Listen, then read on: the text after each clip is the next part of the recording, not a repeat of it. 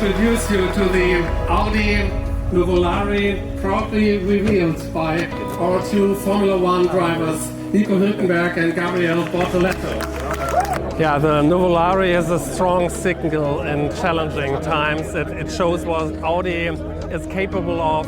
It's the most powerful and the fastest car, series production car Audi has ever built. Yeah, of course, this car is a technological lighthouse. It's Vorsprung durch Technik at its most visceral, and it's showing what Audi is capable of, and it's a proof that we deliver in design, in technology, and in elevating the brand back to where it belongs. Yeah, of course, the whole car and its design is fascinating. What's even more fascinating to me is the story behind the team and how it interacted, the speed in that the car was built. And speedboats like this are so important for the company and for the renewal of Audi.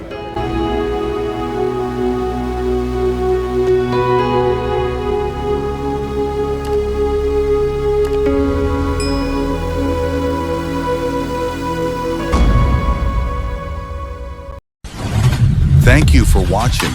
Subscribe to the Top Cars channel.